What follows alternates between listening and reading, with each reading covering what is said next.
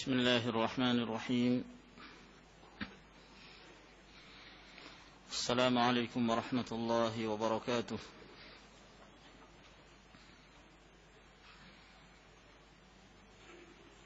إن الحمد لله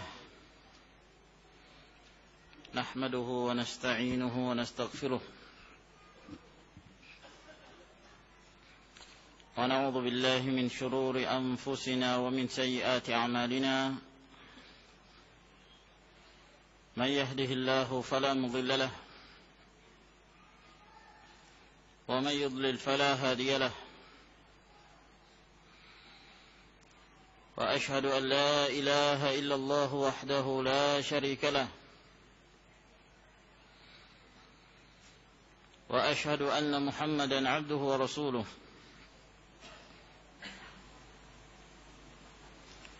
يا أيها الذين آمنوا اتقوا الله حق تقاته ولا تموتن إلا وأنتم مسلمون. يا أيها الناس اتقوا ربكم الذي خلقكم من نفس واحدة وخلق منها زوجها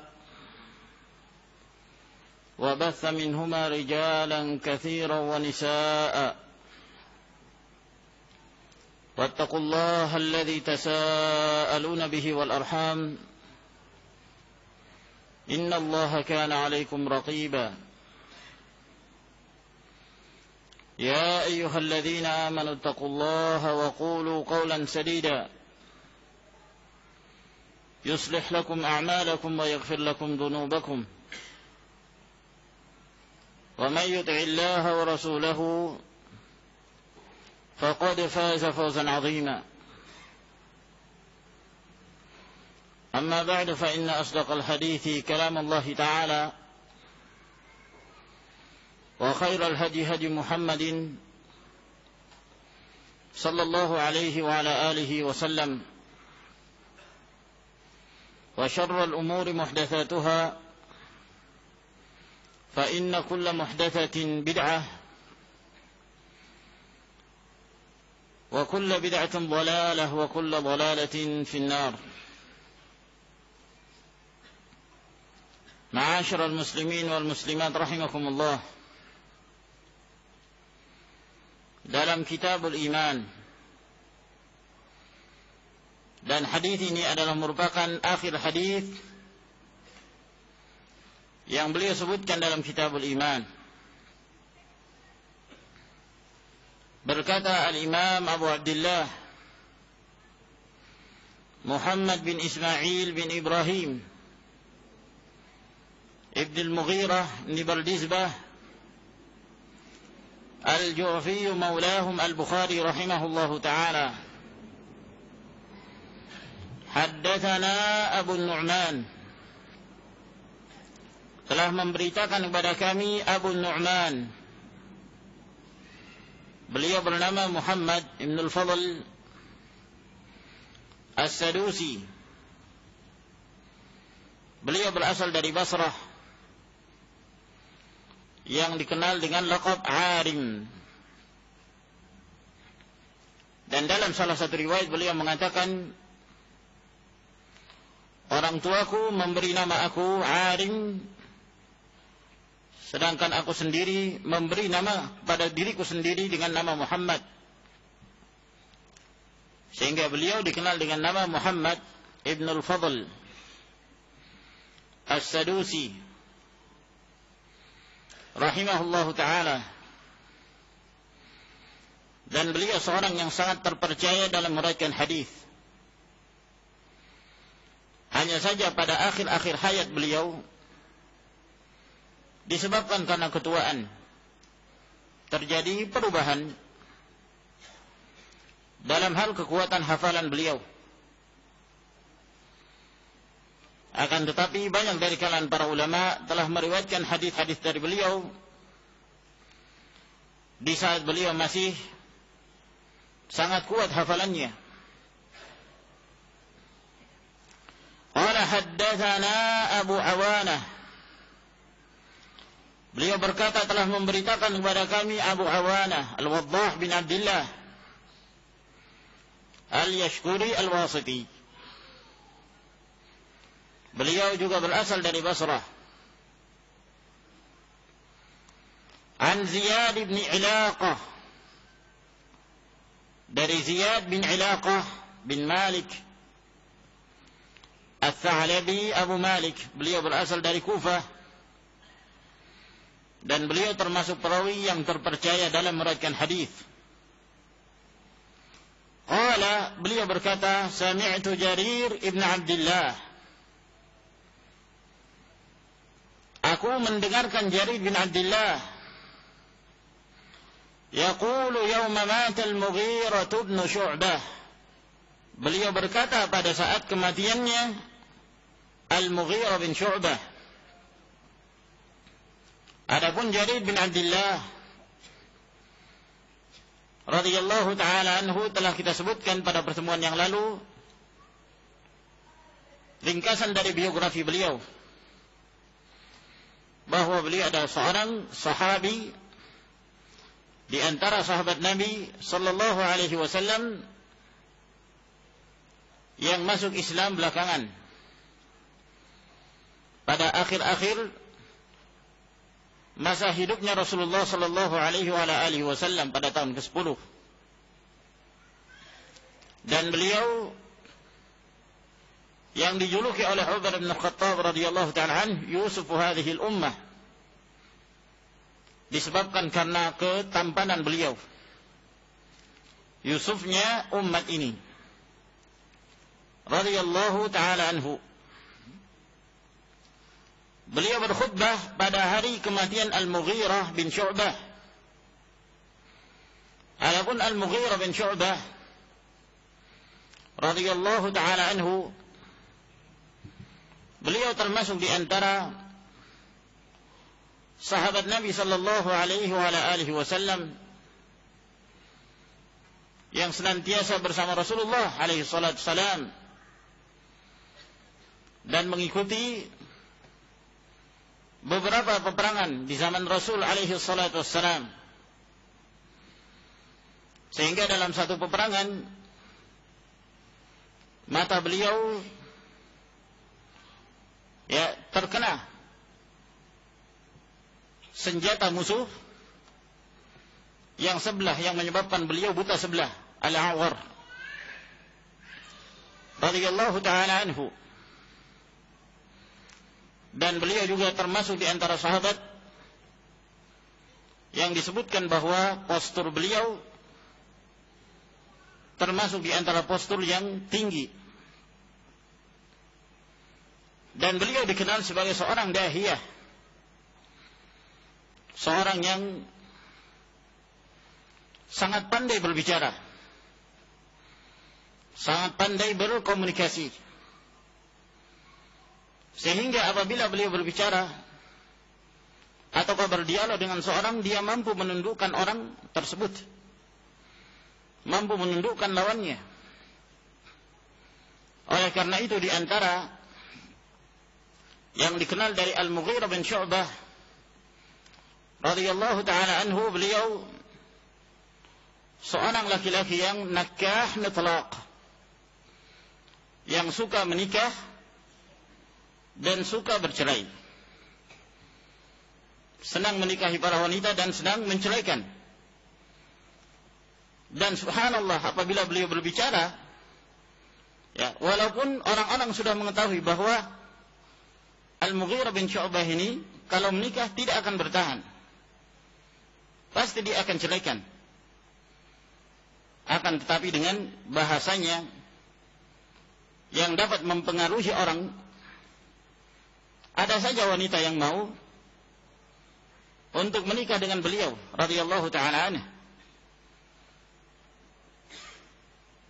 dalam keadaan kebiasaan para sahabat seperti Ali bin Abi Thalib radhiyallahu ta'ala anhu. Apabila beliau mengetahui ada seorang yang suka mentalak istrinya, itu diperingatkan. Ali bin Abi Thalib radhiyallahu ta'ala anhu mengetahui anaknya Al-Hasan itu suka menceraikan istri, senang mentalak. sehingga beliau mengumumkan kepada penduduknya, la tuzawwijuh fa innahu rajulun mitlaq. Jangan kamu nikahkan anak saya ini, karena dia adalah seorang yang suka menceraikan. Maka demikian pula Al-Mughirah bin Syu'bah. Hanya saja Al-Mughirah bin Syu'bah apabila beliau melobi, maka selalu sukses dalam pelobiannya, sehingga beliau mengatakan, laqad tazawwajtu 70 imra'ah. Aku telah menikah dengan 70 wanita. Dan dalam riwayat yang lain beliau mengatakan sampai 300 wanita, dan dalam riwayat yang lain beliau menyebutkan lebih dari itu. Bahkan suatu ketika beliau menikahi 4 wanita sekaligus.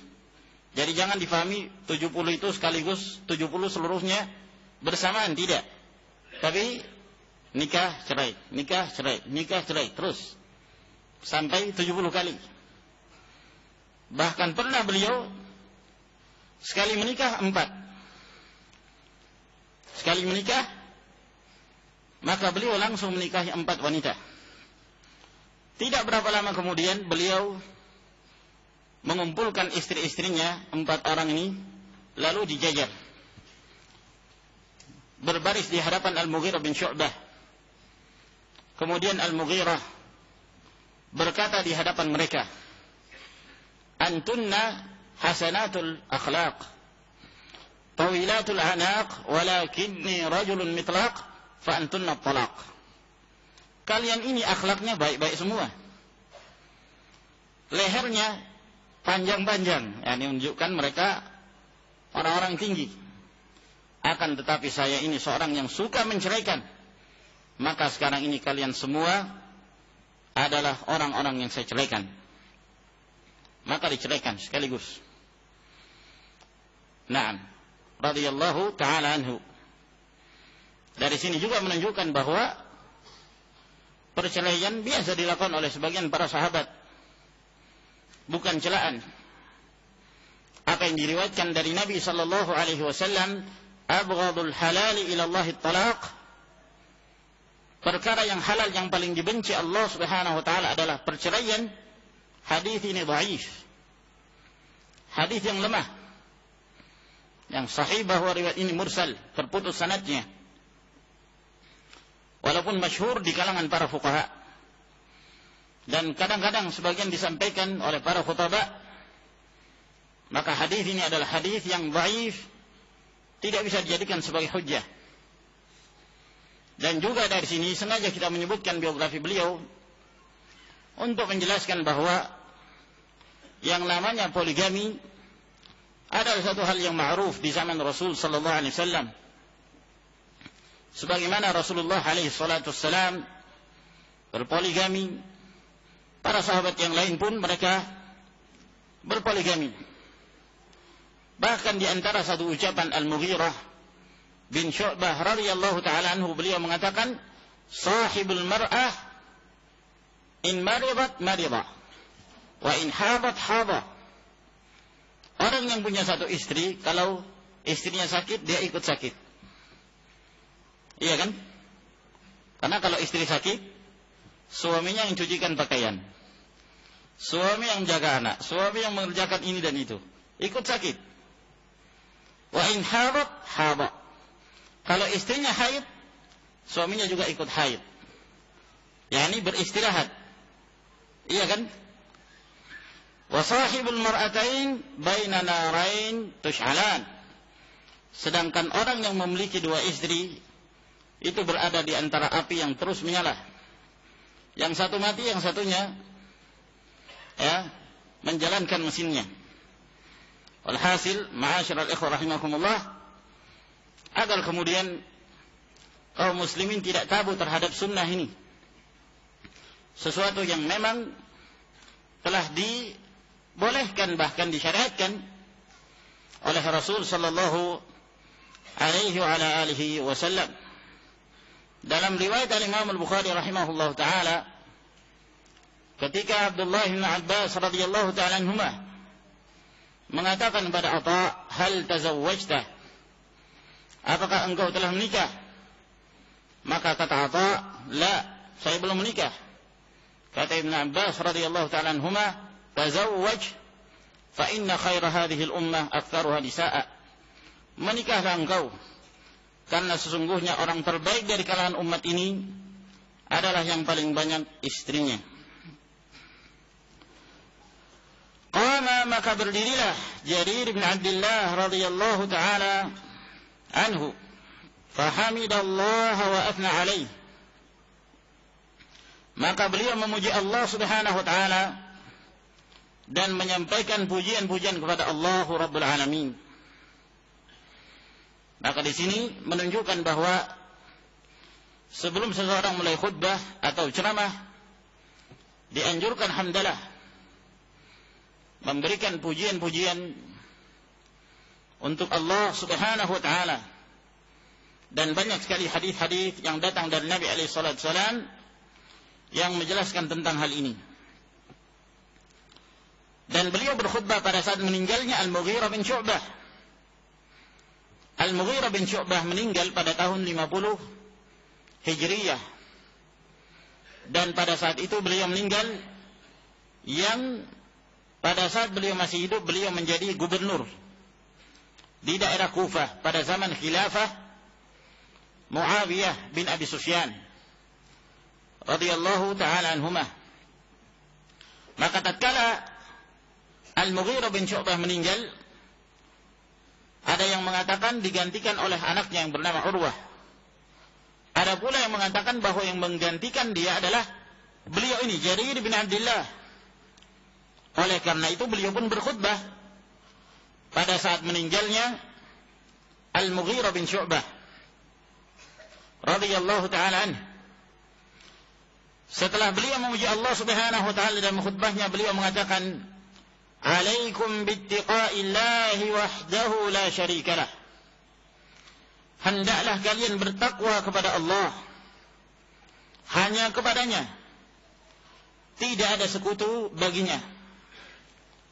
Wal waqari was sakinah, dan hendaklah kalian senantiasa tenang. Dan as-sakinah, tidak menimbulkan kerusakan.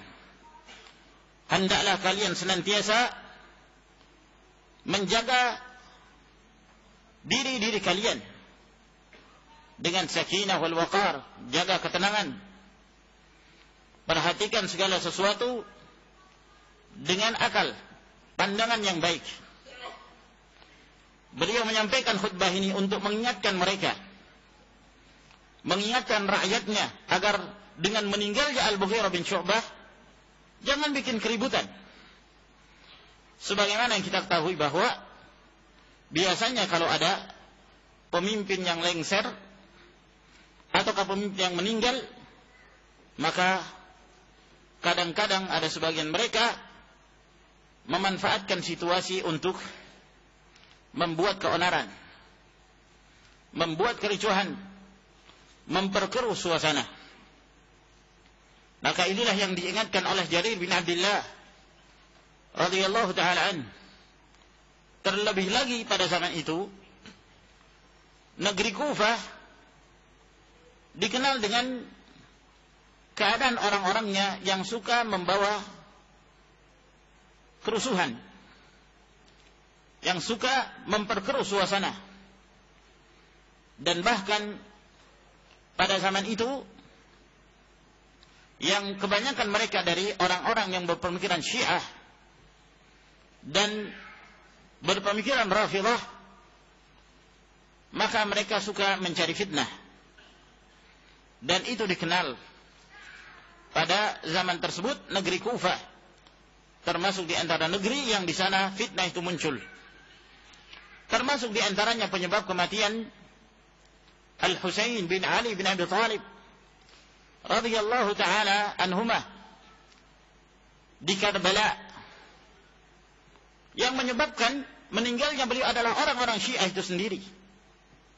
Orang-orang Syiah, tidak ada yang mengkhianati Al-Husain bin Ali bin Abi Thalib radhiyallahu ta'ala anhumah pada saat beliau terpengaruh oleh ajakan orang-orang Kufah bahwa mereka akan membaiat Al-Husain apabila beliau berangkat ke sana.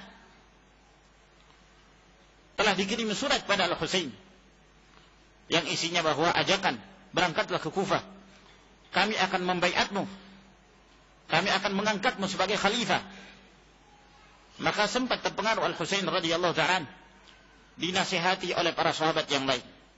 Datang Abdullah bin Umar menasihati beliau.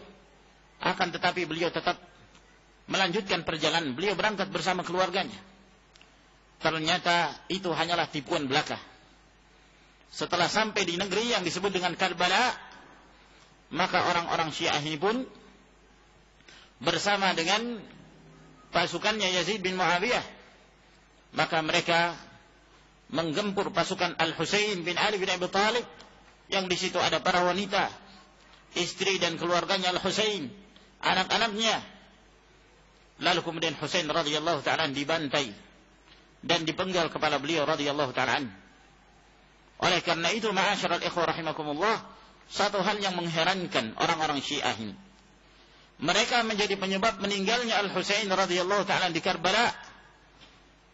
Namun kita melihat sekarang, mereka orang yang seakan-akan menampakkan kecintaannya kepada Husain dengan alasan bahwa pada hari Asyura, pada 10 Muharram, untuk memperingati kematian Al-Husain radhiyallahu ta'ala, maka mereka menyiksa diri mereka. Niyaha, meratapi mayit yang diharamkan oleh Allah dan Rasulnya sallallahu alaihi wa ala alihi wasallam.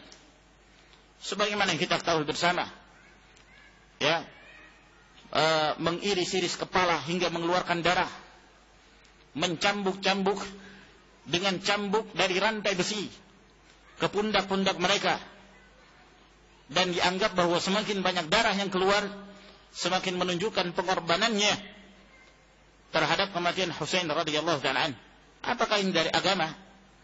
Sama sekali Rasulullah alaihi salatu wassalam tidak pernah mengajarkan demikian. Walhamdulillah, ahlus sunnati wal jamaah, mereka adalah orang-orang yang sangat cinta kepada ahlul bait. Akan tetapi kecintaan mereka tidak menyebabkan mereka keluar jalur, melakukan perkara-perkara diharamkan oleh Allah subhanahu wa ta'ala dan Rasulnya sallallahu alaihi wasallam. Kematian Al-Husain radhiyallahu ta'ala, ahlus sunnah bersedih dengan kematian beliau.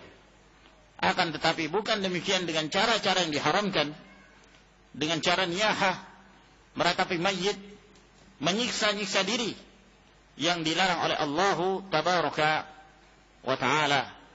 Oleh karena itu, ma'asyiral ikhwah rahimakumullah, ahlus sunnati wal jamaah adalah orang-orang yang berhak untuk dikatakan bahwa mereka orang-orang cinta kepada ahlul bait. Bahkan telah datang hadis-hadis yang sahih tentang Al-Hasan, tentang Al-Husain radhiyallahu ta'ala anhuma, bahwa Nabi sallallahu alaihi wasallam mengatakan tentang mereka, Al-Hasan wal Husain sayyida syababi ahli jannah.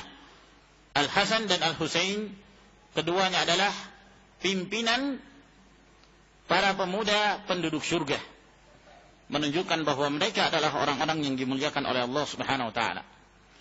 Maka dari sini ma'asyiral ikhwah rahimakumullah juga menunjukkan bahwa seorang pemimpin hendaklah senantiasa menasihati rakyatnya, nasihat yang mendekatkan diri mereka kepada Allah subhanahu wa ta'ala. Lihat kalimat yang pertama yang disebutkan oleh Jarir setelah memuji Allah subhanahu wa ta'ala, beliau mengatakan, alaikum bittiqaillah wahdahu la syarikalah. Hendaklah kalian bertakwa kepada Allah semata-mata, tidak ada sekutu baginya.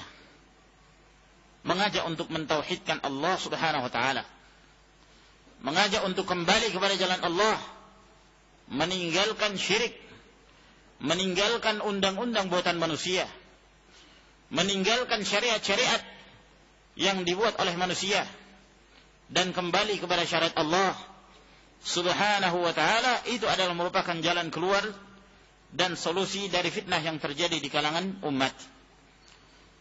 Wal waqar was sakinah, hendaklah kalian tenang, yakni jangan membuat keributan, jangan memperkeruh suasana dengan meninggalnya Al-Mughirah bin Syu'bah radhiyallahu ta'ala anhu, hatta ya'tiyakum amirun, sampai datang kepada kalian pengganti dari pemimpin yang telah meninggal tersebut. Fa innama ya'tikumul an, maka sesungguhnya akan datang kepada kalian pengganti dari pemimpin yang lama.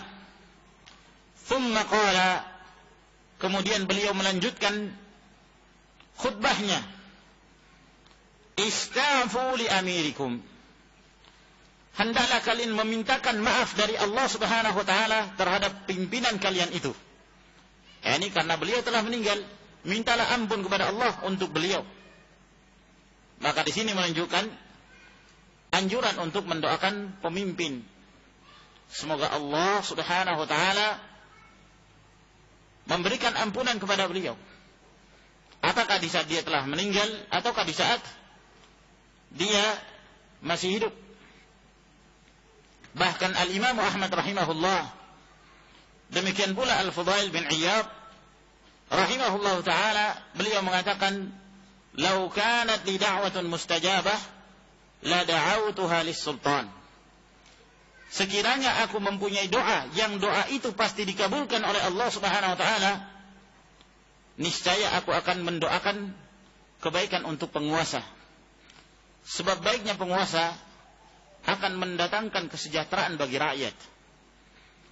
Dengan kebaikan penguasa akan mendatangkan ketentraman. Sebaliknya, kezaliman penguasa akan mendatangkan kehancuran. Oleh karena itu, ma'asyiral ikhwah rahimakumullah, menyikapi kesalahan yang terjadi pada penguasa, menyikapi kezaliman yang terjadi pada penguasa, maka hendaklah dengan cara hikmah, dengan cara yang baik. Ingin menyampaikan nasihat-nasihat secara sirran, secara rahasia, tidak perlu di hadapan umum, tidak perlu di khutbah-khutbah Jumat, tidak perlu di ceramah-ceramah mengkritik pemerintah, karena itu tidak akan memberikan manfaat. Akan tetapi nasihat dengan cara yang baik, agar kemudian yang diinginkan adalah kebaikan pula, dan doakan mereka. Semoga Allah Subhanahu wa taala memberikan hidayah kepada penguasa tersebut agar mereka beribadah kepada Allah dan mereka adil dalam menyikapi rakyatnya. Kadang-kadang ma'asyiral ikhwah rahimakumullah, sebahagian manusia bahkan tidak terlepas bagian kaum muslimin tidak memahami keadaan para penguasa itu, tidak menyikapi dengan sikap syariah yang dikehendaki Allah Subhanahu wa taala dan Rasulnya. Ketika mereka melihat menurut mereka bahwa itu adalah kesalahan, ataukah itu adalah merupakan salah satu tindakan kezaliman, maka mereka menyikapi dengan hal-hal yang tidak disyariatkan, dengan demonstrasi, dengan melakukan perbuatan-perbuatan yang ifsad, yang merusak, ya, merusak jalan, merusak tatanan hidup masyarakat, menghalangi kaum muslimin, menakut-nakuti kaum muslimin, sehingga suasananya menjadi kacau. Nah, ini yang tidak diinginkan. Apabila kita melihat kalau memang itu betul suatu tindakan kezaliman, dan kadang-kadang ya masyarakat ini tidak pandai untuk menyikapi ya sikap-sikap atau kebijakan yang ada dari pemerintah. Nah, hanya sekedar tidak sesuai dengan keadaan mereka, mereka langsung menyikapi, tidak mengetahui apa sebabnya, apa latar belakangnya. Seperti kondisi akhir-akhir ini, ya, kita mendengarkan permasalahan BBM, dan ini subhanallah terus, ya, dari bulan-bulan yang lalu, dari tahun-tahun yang lalu, keributan selalu disebabkan karena permasalahan BBM. Naik BBM, lalu kemudian sebagian masyarakat, ya, mereka dihasut dan dikompori untuk berdemonstrasi, untuk melawan pemerintah. Tidak mengetahui apa sebabnya, apa latar belakangnya. Ya, yang semestinya mereka bersikap ya jauh sebagaimana pemerintah mereka dalam menetapkan keputusan, tentu tidak segegabah itu. Nah, tidak semudah itu kemudian mereka menaikkan. Apa sebabnya? Kita harus melihat terlebih dahulu. Ya, itu pun kalau kita katakan bahwa itu kezaliman, Rasulullah sallallahu alaihi wasallam telah memerintahkan fasbiru, bersabarlah kalian pada saat kalian melihat perbuatan kezaliman tersebut. Walhasil dalam hal ini ma'asyiral ikhwah rahimakumullah, yang diinginkan adalah al-waqar was-sakinah, ketenangan dalam menyikapi setiap perkara. Istaghfiru li amirikum fa innahu kana yuhibbul afwa. Mintalah ampun, maaf untuk pemimpin kalian, karena sesungguhnya Allah Subhanahu wa taala senang kepada ampunan tersebut. Tsumma qala, kemudian beliau melanjutkan khutbahnya, amma ba'du, adapun setelah itu. Maka ini menunjukkan bahwa kalimat amma ba'du ini adalah sesuatu yang sering disampaikan oleh para khutbah, dan telah sahih hadis-hadis dari Nabi sallallahu alaihi wasallam bahwa termasuk kebiasaan beliau setelah memuji Allah Subhanahu wa taala, beliau selalu memulai dengan amma ba'du sebelum beliau melanjutkan khutbahnya. Amma ba'du, adapun setelah itu, fa inni ataitu an-nabiy sallallahu alaihi wasallam, sesungguhnya aku pernah datang kepada Nabi sallallahu alaihi wasallam. Qultu, lalu kemudian aku berkata, ubayyi'uka 'alal Islam, aku berbaiat kepadamu di atas Islam. Maksudnya untuk melaksanakan ajaran-ajaran Islam, untuk menegakkan syariat-syariat Islam. Maka dengannya aku berbaiat kepadamu wahai Rasulullah. Ketika beliau mengatakan aku membaiatmu di atas Islam, fasyarata alayya, maka Rasul sallallahu alaihi wasallam mensyaratkan kepadaku, yakni untuk menambah pada pembaiatan tersebut, wan nushi likulli muslimin, dan menasihati setiap muslim. Fabaya'tuhu ala hadha, maka aku pun membaiat Rasulullah sallallahu alaihi wasallam di atas perkara ini, yaitu di atas Islam, untuk menegakkan Islam dan saling menasihati di antara sesama muslim. Apabila ada seorang muslim yang perlu untuk kita sampaikan padanya nasihat, maka kita sampaikan. Maka Jarir bin Abdullah mengatakan, aku pun membaiat Rasulullah sallallahu alaihi wasallam di atas dua perkara ini. Wa rabbi hadzal masjid inni lanasihun lakum. Lalu kemudian beliau mengatakan, demi Allah yang memiliki masjid ini. Ada dua penjelasan dari para ulama dari ucapan Jarir ini. Ketika beliau mengatakan demi yang memiliki masjid ini, demi yang menguasai masjid ini, yaitu Allah Subhanahu wa taala. Masjid apa yang dimaksud? Apakah pada saat itu Jarir bin Abdullah sedang berkhutbah di dalam masjid, sehingga mungkin beliau pada waktu itu mengisyaratkan ke masjid, wa rabbi hadzal masjid, demi Allah pemilik masjid ini?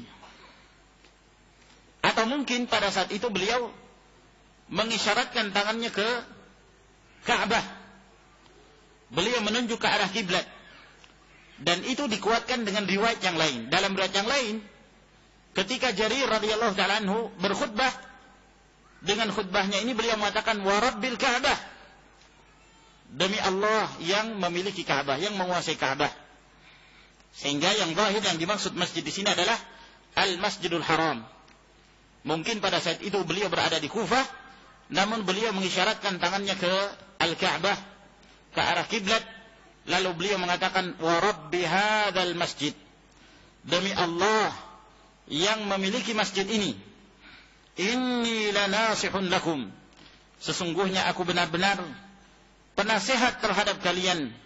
Tsumma astaghfara wa nazala, kemudian beliau beristighfar dan beliau pun turun dari tempatnya berkhutbah. Maka di dalam hadis ini menguatkan hadis yang sebelumnya bahwa Jarir bin Abdullah radhiyallahu ta'ala anhu diperintahkan oleh Nabi sallallahu alaihi wasallam untuk saling menasihati di antara sesama kaum muslimin. Dan di antara bentuk nasihat tersebut adalah mengajak mereka untuk bertakwa kepada Allah Subhanahu wa ta'ala, untuk senantiasa tenang dalam menghadapi suasana dengan meninggalnya amir. Ini merupakan salah satu bentuk nasihat, dan nasihat adalah secara umum. Ada di antara seorang muslim yang butuh untuk diberikan nasihat, berikan nasihat yang baik. Sebagaimana yang kita sebutkan bahwa di antara salah satu hak seorang muslim terhadap muslim yang lain, apabila ada seorang yang ingin meminta nasihat, maka berikanlah kepadanya an-nasihah. Fa idza stansahaka fansah lahu. Apabila ada seorang meminta nasihat padamu, maka berikanlah kepadanya an-nasihah. Dan di sini menunjukkan bahwa para sahabat mereka berbaiat hanya kepada Rasul sallallahu alaihi wasallam, yang pada waktu itu beliau sebagai pemimpin kaum muslimin, beliau sebagai amir terhadap seluruh kaum muslimin, di samping beliau sebagai Rasul sallallahu alaihi wasallam. Maka dari sini ma'asyiral ikhwah rahimakumullah, dengan demikian selesailah pembahasan kita dari Sahih Al-Imam Al-Bukhari rahimahullah ta'ala, dari Kitabul Iman. Sehingga insyaallah ta'ala pada pertemuan yang berikutnya kita memasuki kitab yang berikutnya, yaitu Kitab Al-Ilmu. Karena kita telah melewati dua kitab, yaitu yang pertama adalah kitab Bada'u Al-Wahyi, permulaan wahyu. Kemudian yang kedua adalah Kitabul Iman. Dan yang ketiga ini kita masuki kitab yang menjelaskan tentang ilmu, yang di dalamnya Al-Imam Al-Bukhari rahimahullah ta'ala membahas tentang keutamaan ilmu dan kewajiban seorang untuk menuntut ilmu, dan adab-adab dalam menuntut ilmu, apa-apa yang dibolehkan oleh seorang guru, seorang murid, dan yang semisalnya. Insyaallah ta'ala semoga Allah subhanahu wa ta'ala memberikan kemudahan kepada kita untuk melanjutkan pembahasan Sahihul Bukhari. Wallahu ta'ala a'lam bissawab. Wa akhiru da'wana alhamdulillahi rabbil alamin. Wassalamualaikum warahmatullahi wabarakatuh.